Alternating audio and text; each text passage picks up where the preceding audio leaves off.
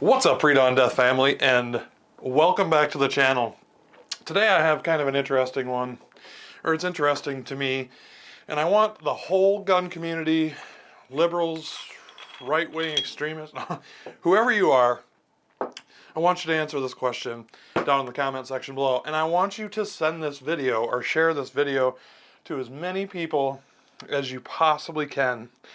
Because every time I run into somebody at the range, if I run into a fellow gun owner or somebody that I've just met for the first time, I always ask them the question. Since the Second Amendment says shall not be infringed, right? To keep and bear arms shall not be infringed. So my background, I'll give you a little bit of my beliefs. And my beliefs are that I'm a constitutionalist. So I believe in the law of the land being the Constitution. So the question kind of is if we were to abolish the NFA, get rid of the ATF, where is the line of ownership?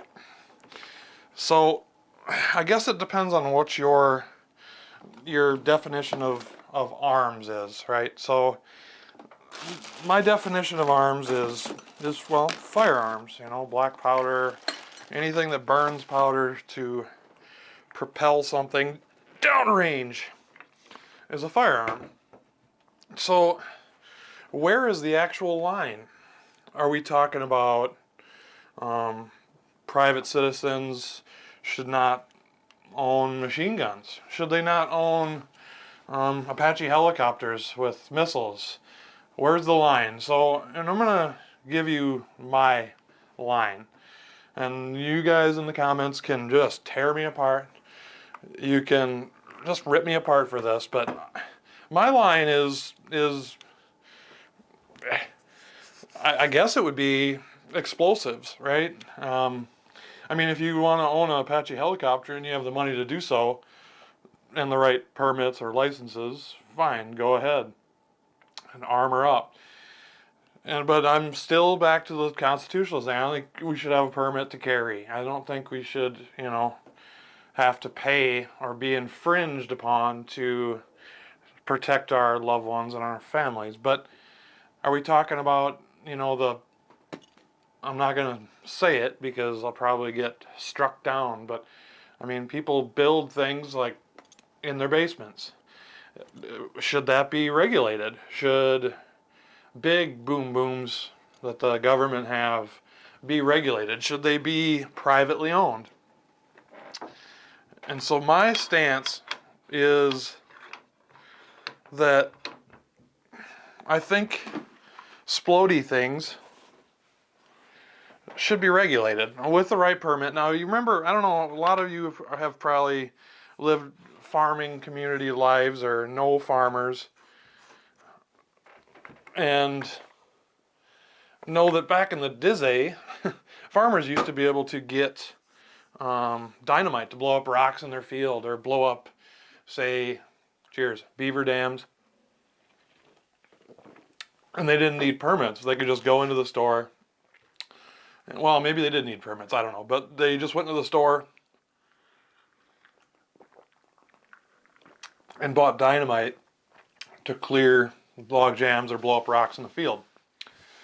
I'm sure a lot of people died from that, but what do you think should be regulated? Where do you think the line should be if there wasn't an NFA or an ATF?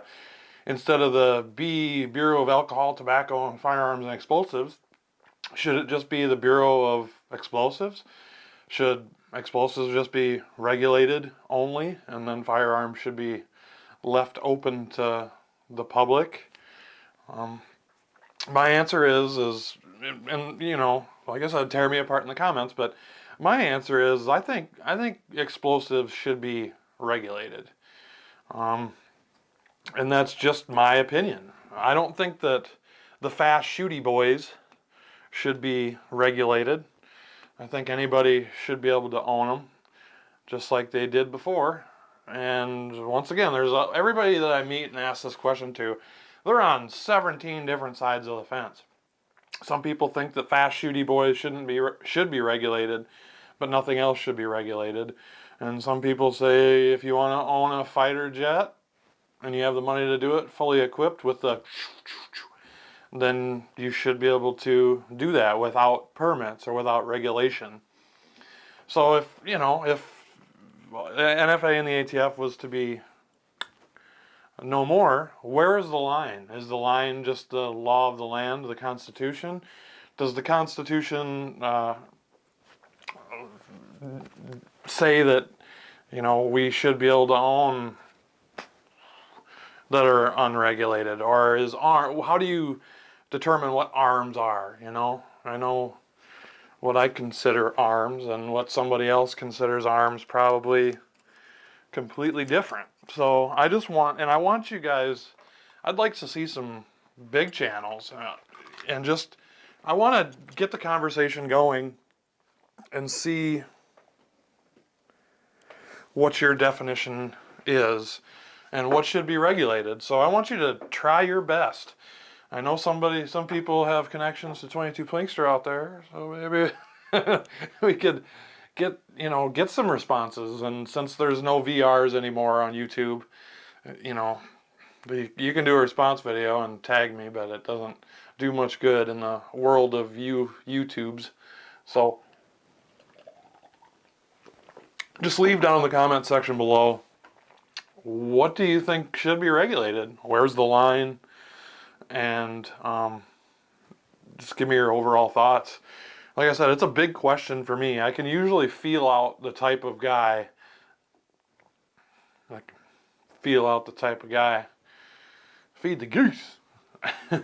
I can see what kind of guy it is by asking him that very question. Where's the line of ownership, private ownership in America if we didn't have the ATF or the NFA? So leave it in the comment section below. I can't wait to get you guys' response. I think we're going to do a video, or probably, hopefully do a little podcast on Locked and Loaded, maybe, and get that conversation started there too. I want to get it out to the masses. And just, I want a good explanation also of why do you think whatever you believe is the way you believe it. Should it be regulated? Should it not be regulated? Suppressors on the NFA is one of the dumbest things, I think, ever. You know, to be able to quiet something down like this a little bit is very important. Actually, we just came back from the range. This is a Zastava PAPM 85, and we shot it unsuppressed. Or we shot it suppressed first, and it wasn't quiet. It's not quiet at all. But normally it throws 4.5 foot fireballs, but then you take the suppressor off and fire it, and you actually realize how quiet it is, or how much quieter it is. Okay, so leave down in the comment section below what you guys got going on. Where do you think the line is? All right, thanks for watching. I hope you enjoyed the video, and we'll see you next time.